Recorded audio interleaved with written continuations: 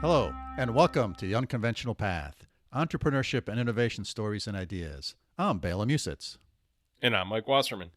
Today, we're joined by Tarin Calmeyer.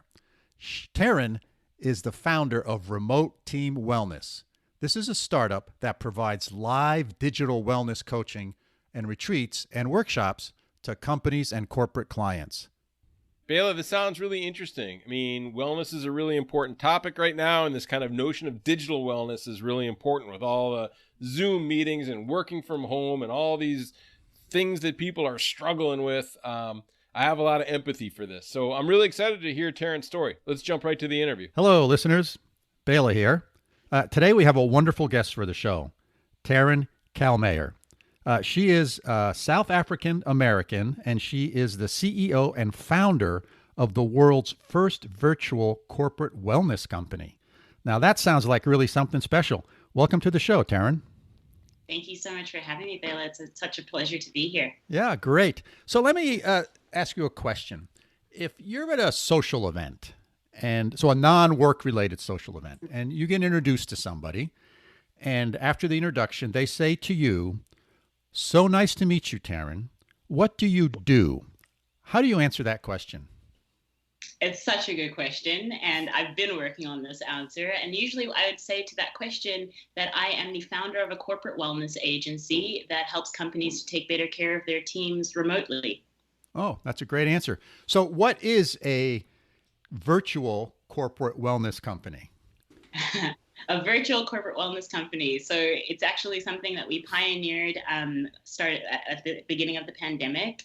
I just saw so many opportunities and so much space in the corporate wellness market for virtual services so that companies could really, again, start to take better care of their team members, their teammates, especially as we were going through such unprecedented and stressful times.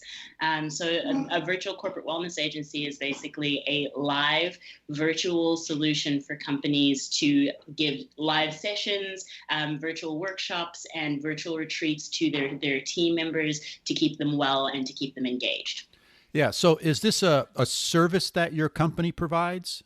Yes, yeah, absolutely. So we're a full scale solution. We're very bespoke, and it really depends on our clients. But yeah, our services are very much about providing live virtual wellness services. Cool. So, give me an example of something that would be one of your offerings.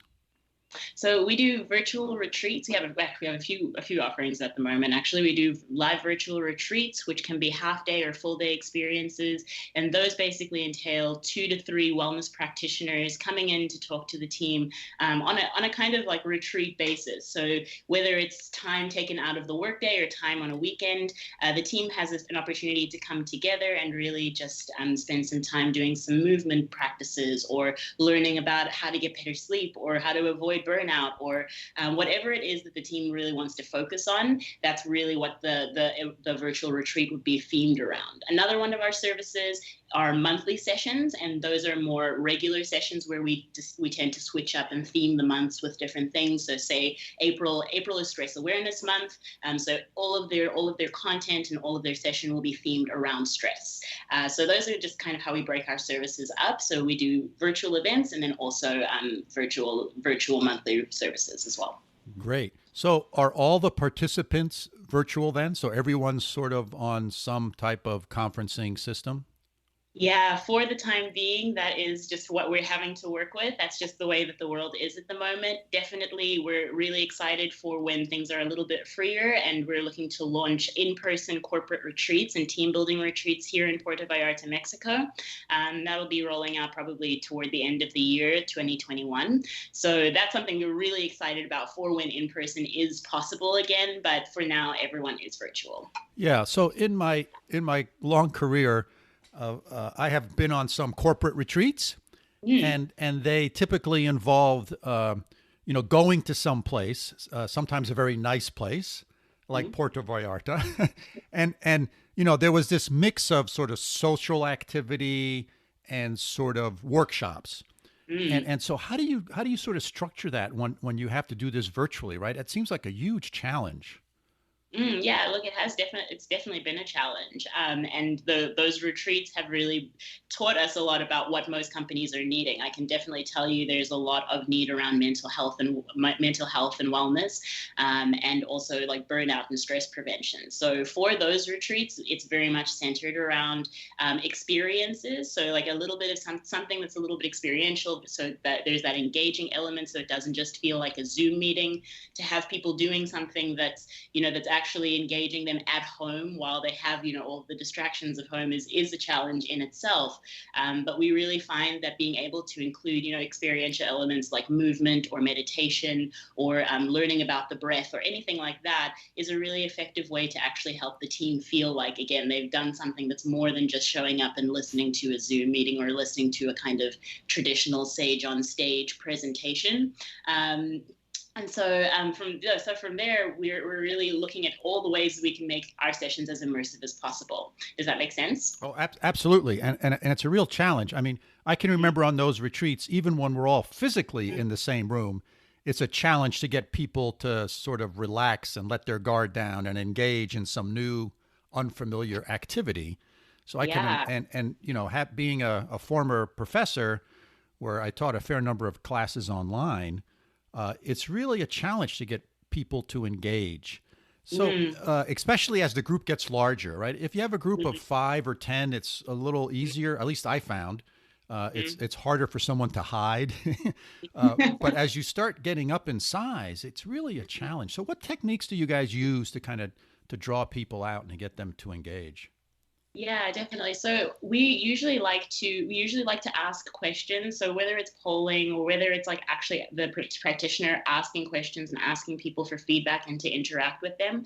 Also, we find Q&As to be extremely engaging. So we had a session, for instance, of 100 people just yesterday, and it was so amazing because we had 30 minutes of just random people unmuting themselves and speaking, turning their video on and saying hi to the groups, and just asking questions about what had been presented in the session. And I think it's because the information is so relevant and so important to, again, what people are actually going through and actually experiencing. It's not just, some activity for the sake of doing an activity. It's something that's actually really pressing for wellness. So for overall life wellness. And so we find that by making it relevant, by making it something that people are really interested in, that actually has some kind of impact on them, they want to engage with that content more. We also had a comment from someone on that same call saying that it's really difficult to keep joining all of these Zoom meetings and just have everyone with their cameras off, because then, just like you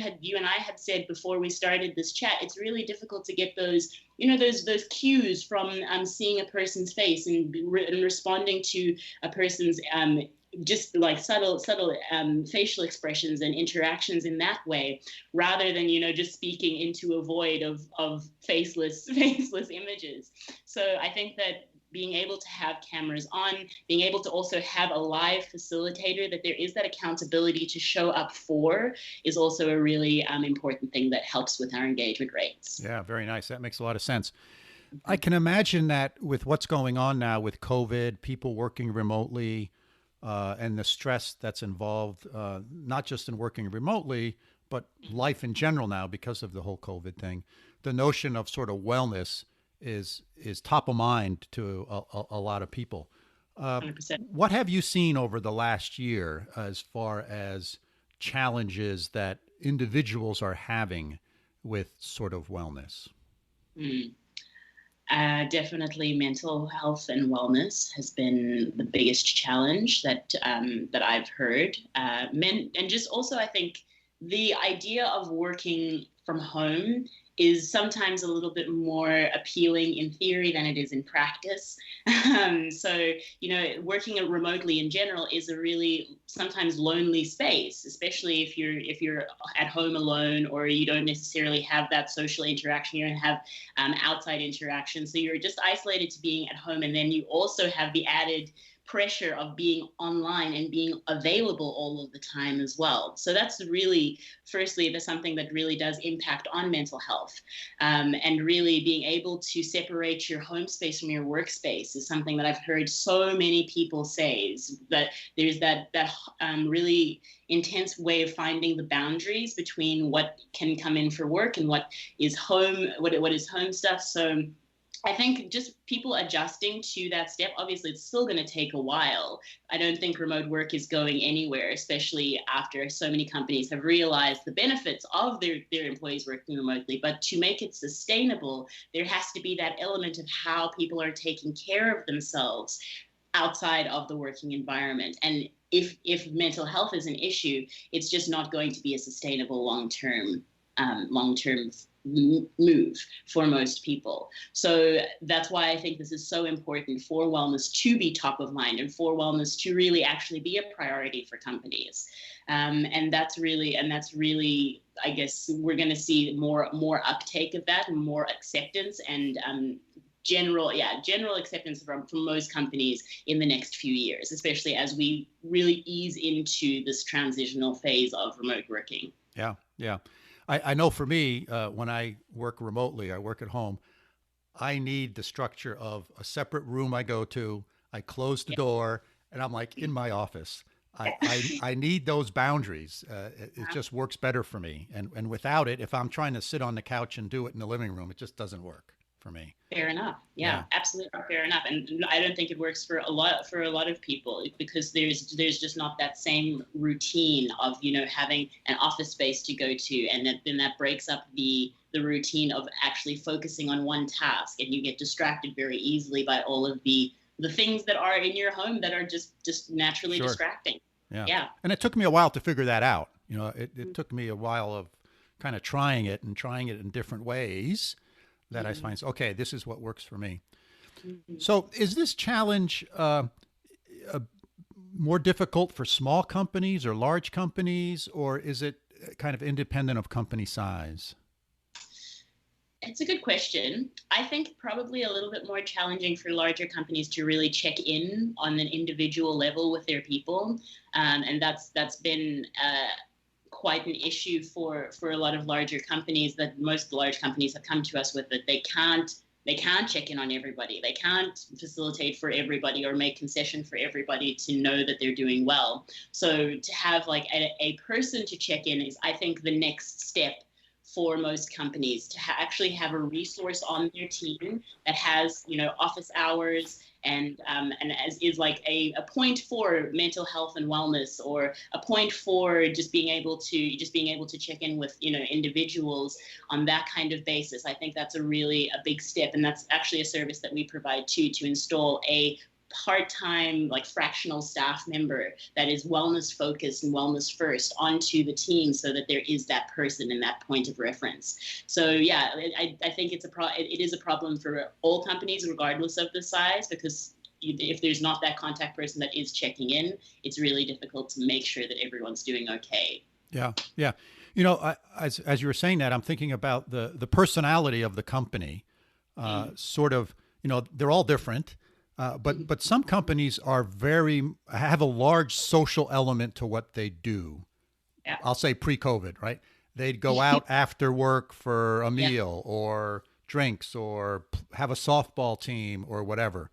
So not only did they have sort of the support of a workplace, but social also played a huge role in that. So not only being together during the day, but being together after work, I'll say. Now, all of that's been blown up. So what techniques, can a company use in addition to sort of thinking about these workshops and things, but are there things that small companies can do or large companies can do to sort of help try to engage people outside of a retreat, right? Because this is a retreat's kind of like getting the vaccine, but you need boosters along the way, right? You need to take vitamins every day. You need to take, wellness vitamins every day. And so how does one do that? Are there things that people can do? Yeah, I definitely think that there are like virtual events that companies can host, like that are outside of working hours, that kind of serve as, like their happy hour time. Hosting a virtual happy hour, allowing everyone to come and just, have a forum, a space to chat and connect outside of work. There are so many teams that, are taking on and hiring more people, and, they're not even really getting to meet their team members in person ever. And so I think being able to hold those kinds of real social events, and we also accommodate other types of wellness services, not just workshops. We facilitate like gameplay, adult recess, and adult nap time, and those are really engaging services to give people a reason to be connected for something other than just their work. Yeah. Yeah. So what does a typical engagement look like? So if I'm listening to this podcast, I'm an entrepreneur or a CEO, and I want to, okay, I'm going to call up Tarin. So kind of take me through that process of what that's like. So basically, if anyone were interested in working with us, our sales manager would basically have a call to find out about your organization, what you've done in the past, your wellness initiatives, if you've been remote in the past, and just kind of gauge where your company's at and what the goals for the wellness program are and would be. And so from there, we can build out a really comprehensive proposal and plan to install a wellness program into the company. And basically, when we start an engagement, we usually, again, either start with a virtual retreat, which helps the company to get a little bit of a taster of a few different experiences, a few different workshops, to know what people engage with the most, what they want to see most. And then that helps us to, again, plan monthly sessions. So that's usually how we like to start our engagement, starting with a virtual retreat that has a few more facilitators. And then we go into monthly sessions that get quite specific, just based on company needs. But if companies just want to start working with us, then we can just start with a monthly sessions based on their focuses as well. And we vary our sessions as well, so that everyone gets a little bit of a taste of something different, because not everyone is going to resonate with yoga. Not everyone's going to resonate with, mindfulness or NLP or emotional intelligence or any of those things. But there is something for everyone. And that's really why our service is so customized. Yeah, that makes a lot of sense. So I'm going to switch gears a little bit and talk a little bit more about Tarin, the entrepreneur, starting a business, and sort of what that journey's been like. So sort of, did you have a moment of clarity in the shower or something where you said, you know what, I'm going to start this business and this is what I'm going to do? Or sort of talk to us about that journey. Yeah, look, it has definitely been an interesting journey. I think I actually did a post about this the other day. Pretty much since I understood the concept of work, I knew that I wanted to own my own business. And I knew that I wanted to be my own boss. And that's been something that's been a part of my life throughout my life. Yeah. So were your parents entrepreneurs? Did they own business or? My parents were actually missionaries. They were not business people at all. They were not entrepreneurial. They were not of that mind in the slightest. But they actually really inspired and encouraged me to be this way. And my parents were always very much about foresight and also being able to take care of myself. So I do credit them for being the entrepreneur that I am, but I didn't necessarily get my entrepreneurial spirit from them. So how this came about, how this part of my entrepreneurial journey came about, is I was basically locked down in South Africa. The borders closed, and I couldn't reunite with my partner, who was in America, and so I was basically, and also all of the engagements that I had planned, because I was doing in-person team building retreats, in-person wellness programs for hotels and resorts. And those engagements that I had planned for 2020 had all of a sudden disappeared overnight, and I couldn't leave the country. So it kind of came to me realizing, like, okay, so a lot of people are going through stress, and my partner and I were separated, so I would facilitate meditation sessions for him virtually, because again, we were stressed about being apart. He was stressed about his business also kind of falling apart, and so I facilitated these sessions for him. And him, being the incredible marketer that he is, he said, I think there's space to do this for companies, and really more space than just you facilitating the sessions. I think this could be a full-scale service and like a really comprehensive solution if you were to, call upon the incredible network of facilitators that I've met over my time in the wellness industry, and also just to create a network of facilitators in general to be able to service corporate clients is not something that I saw. And I did a lot of research into the corporate wellness space, and there just wasn't any of this talked about really in that space. The corporate wellness space in the past has traditionally been more about cessation and prevention and, step programs and challenges and all of these things that make changes, yes, but in the long term don't necessarily help with, extremely stressful and unprecedented events. So that's pretty much how this came about. We decided that there was just space in the corporate wellness industry. There's space in the virtual industry because both of us are remote workers. We're remote workers anyway, and so we decided to come together and bring both of our superpowers together, him with marketing, me with wellness, and create something that can help so many companies. Oh, that's wonderful. So you've been around about a year, I would guess, or close to it? Yeah. And how are things going? Absolutely incredible. It's been such an interesting journey, to be honest with you. Like, it's been a year of pivoting, a year of listening, and listening has been the most important thing, because listening to our clients has been the thing that has helped us to build out our service and make it what it is right now. And that's been an amazing journey, and I'm really grateful for all of the clients that we've had, the amazing team that I've also been able to build in creating what we've created so far, and just to see the potential and the partnerships that we've built, the amazing clientele that we've built up. It's really there's so much more space. I just see no sign of slowing down and no sign of really of stopping anytime soon, because this really has no ceiling. People really need to know more about taking care of themselves. And I think for the longest time, I thought all of this was just common knowledge because it was my knowledge. But it's been a real blessing to actually expand that and open up to see how this could really impact a lot of organizations. Yeah, that's wonderful. What's been the biggest surprise to you in the past 12 months on this journey? How many companies are still quite resistant to it? It's been a surprise to me how many companies say they don't need it. These are mostly companies that have never done any wellness initiatives in the past. The companies that say they don't need it, the companies that are very much like, we have an autonomous workplace and everyone needs to take care of themselves. And that's been surprising to me, for sure, because that way of thinking, I don't think really fits into what has happened. And so that's been an interesting thing to see how, obviously, there is like a lot that happened with the COVID situation, and there is a lot of change, a lot of loss, a lot of grief around what happened. And I think obviously it's actually not that surprising that people have a harder time letting go of what used to be, but it's just surprising how it almost stops them from moving into something that could be so much more not even setting aside taking care of their employees, the foundation of their business, but something that could be so exponentially beneficial to their bottom line. That is surprising to me. Yeah.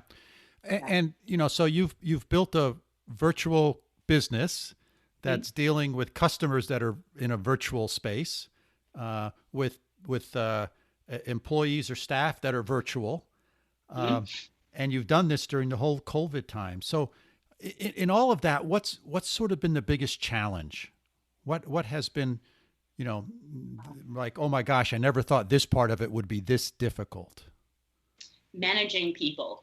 Yeah. Managing people virtually. It's a challenging thing. Managing people in general is a challenging thing, but managing people virtually is really, really quite challenging. I mean, we have a very results-driven workplace and a results-driven work setting, so we don't necessarily have set work hours, and we don't expect our team to be available all the time. Nothing like that. But to be able to really manage, we have contractors around the world, and we have people that work for us around the world. Our web developers in Norway, our customer sales manager is in Detroit. In Denver. Our our design person is in India. Like, it's there. We have a lot of things happening. So managing time zones and managing clients and people has definitely been a challenge that we've had to find ways to automate, and then also just processes for checking in with each other, and it's been challenging, but it's been great, because those challenges are happy challenges, and it's just figuring out how we make this something that works for us. Because that's what technology is for. It's here to work for us. So, and I really believe in using technology in the way. Using technology rather than allowing it to use me. So in that way, I really rely on my technological programs and things to help with that management process and operational process. Yeah. And do you, if you look out into your crystal ball into the future, and we get COVID sort of under control, I'm not sure what control means, but we get it better than it is now, let's say. Do you see the world or your world? Do you see your customers sort of wanting still to have virtual engagements, or do you see them wanting to go back to sort of in-person activities? That's a really good question. It's an interesting question. A lot of the companies that we're working with, at least at the moment, have been remote before. And then we have a couple of newly remote customers that are like, well, we don't really see any need to go back. And that's from the decision makers. And so in that vein, I think that probably if people do choose to go back, that's fine. And that's great for them. We are always going to be a remote service. So we will always be able to facilitate those services virtually, whether the team decides to be in the office or the team decides to continue working from home, or wherever they want to work from. Basically, our service is that we take better care of teams so that they can work better virtually. Got it. And so wherever they choose to be and wherever they choose to work from, that's where we can help them, where we can service them. Yeah, very nice. I think one more question, and then we'll start wrapping this up. So did you self-fund this business, or did you raise capital? No, we completely self-funded this business, and it's been such an interesting journey too, because we've been attracting a lot of investment potential for the last couple of months, and had a lot of really interesting conversations with investors that that came inbound, and we haven't necessarily sought out. And it's just really amazing to see how many people are interested in the space, and there are a lot of eyes, especially in investment, on this space. But for the moment, this investment's not necessarily something we need or that we're looking for. We've been very, very blessed to be profitable month on month. So it's been a very good thing for us to actually just self-fund it and work out how we do this from our own standpoint before we take on an outside investment. Yeah. I if I put my former venture capitalist hat on, I always said the best way to raise money is to sell your product or service. Yes, 100%. Like the venture capitalist is like the last resort, and I'm a former venture capitalist, so it's okay for me to say that. Yeah. So you can say that for sure. Yeah.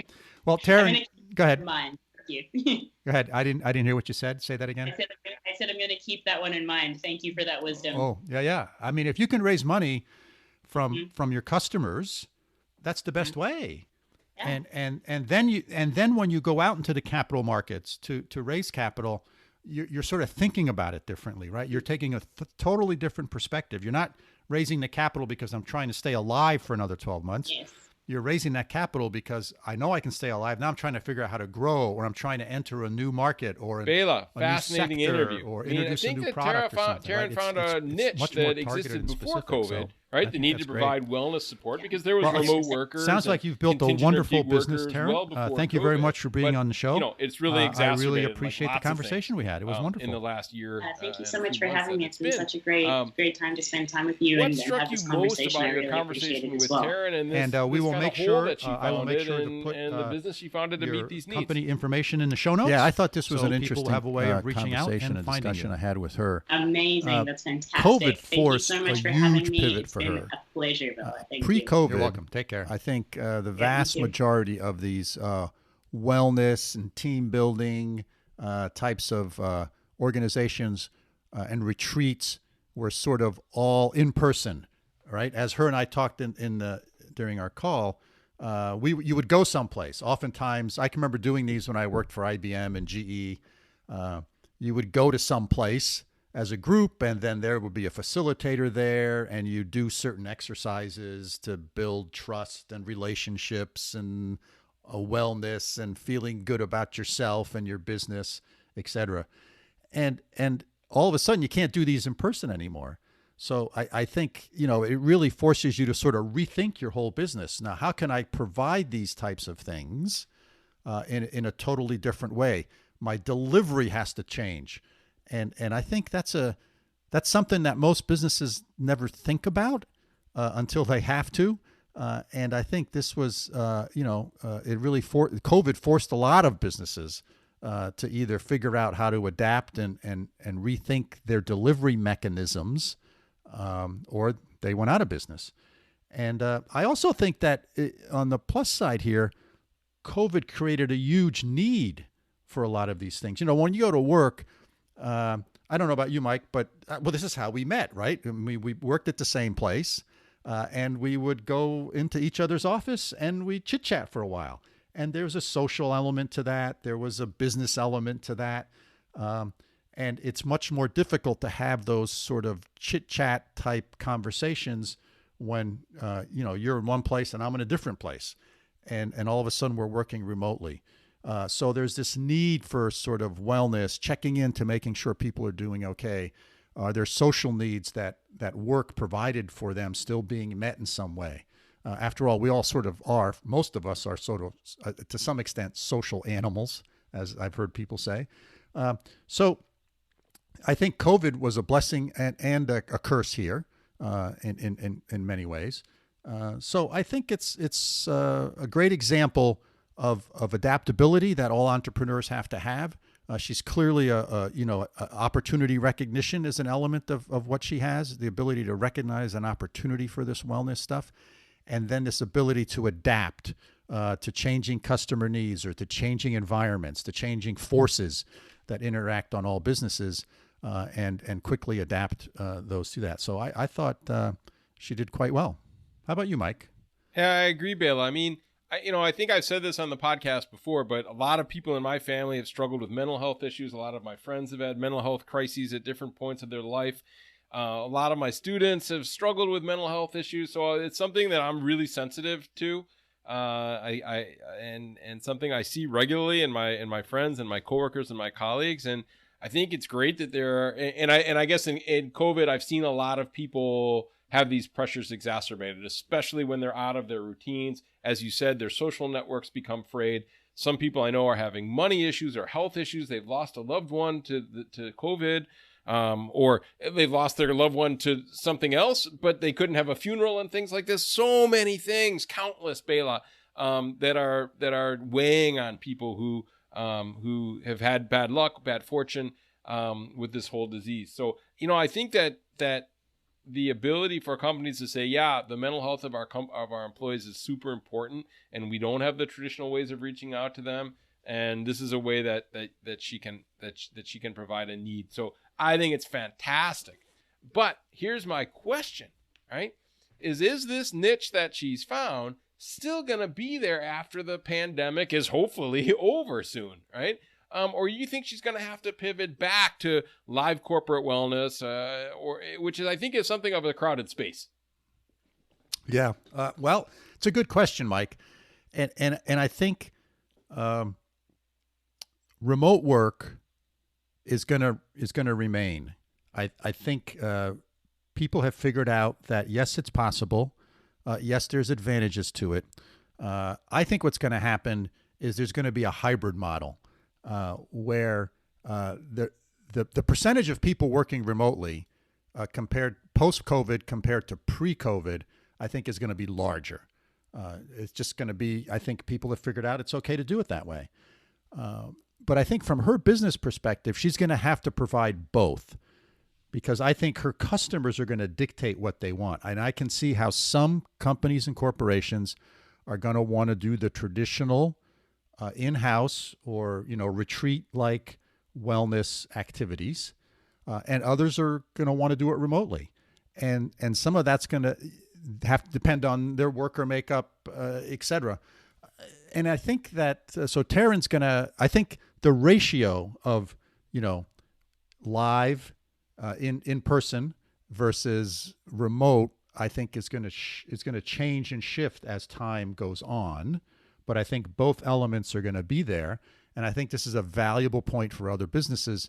If you're in a business now and you're doing a certain amount of your transactions are, takeout or online, they may go down post-COVID, but they're still going to be there. They're not going away. They're not going to zero. So you're going to have to figure out how to have more dimensions to your business going forward. That's what I think. What do you think, Mike? Yeah, I think you're absolutely right. And one of the things I think that people have had to figure out is how to engage people in a digital setting, right? Whether that's through Zoom meetings or through podcasts or through apps or through web or through delivery or contactless pickup, whatever it is, right? We've all, every business, I think, has had some sort of challenge relating to engaging in a digital setting, because so many of our behaviors have changed. And you're right. I think that it's not going to go fully snap back to the way things were, because these trends were happening before COVID. You've heard me say this a bunch of times, right? That all of this stuff was happening before COVID. COVID just sped it up. So I don't think we're going back too far back to the quote unquote good old days, which I'm not sure are good, but I just know, knowing how old I feel, old. But, I think that these challenges of engagement digitally are going to be the key. Are there some general patterns that you see, Bela, as companies are taking experiences that were in person kind of pre-COVID and making them digital? That's a good question, Mike. I don't know. This is still an emerging space. Well, in some ways it's an emerging space. And I mean, think about online shopping. I mean, there's a great example of something that used to be personal and now has grown into, I don't know what it is, 50, 60% is online shopping. So we figured out, it took us 20 years. Actually, it took longer than that. Sears, if you remember Sears, the way they started back in the 30s, they had the Sears catalog, right? That was online shopping. It wasn't via your telephone. It was on a piece of paper that you put in the mail, but online shopping existed for a long time. And it met the needs of a small percentage of the population. And Sears built its whole part of its brand on sort of remote little storefronts where you could order stuff and pick it up 4 or 5 days later for for kind of remote locations that didn't have big metropolitan areas. So it's been around a long time. LL Bean built a big business on mail order. We used to call it mail order in those days, and now it's called online. So it's been around a long time, but I think it's increased. It's increased, right? The percentage of that business has kept growing as a percentage of total transactions. And so I think this sort of ability to do a richer engagement with people, that's, when you order something online, it's not very personable. It's very transactional. Whereas the things that we're talking about here are much more looking people in the eyes, engaging with people in a rich way, and figuring out how to do that. I think we're still learning. I think we're still sort of developing the right blend of technology and, tools that enable us to do that in a meaningful way. Everyone's gotten tired of Zoom meetings. And at first we were all excited about them. And then sort of it's slowly emerged that, boy, for doing certain things, these Zoom meetings are awful.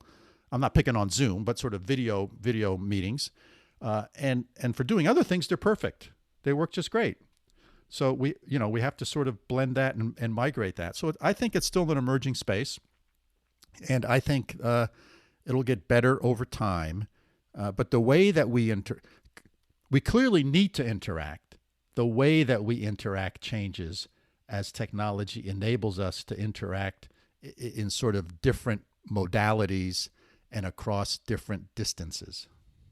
Yeah, and that's Tarin's challenge exactly right now, to say, okay, what is digital wellness, right, better at than face-to-face wellness?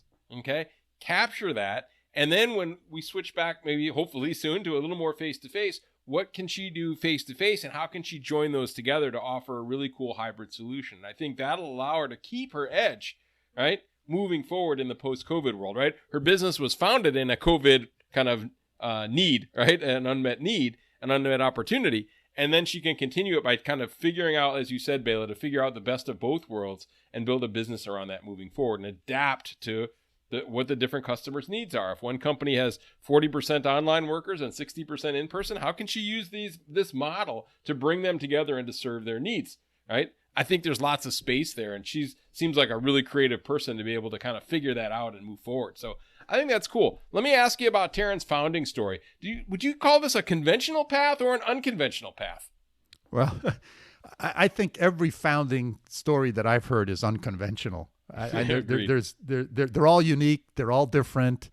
They have some fundamental elements to them. And as with many things that we encounter in life, it's about connections.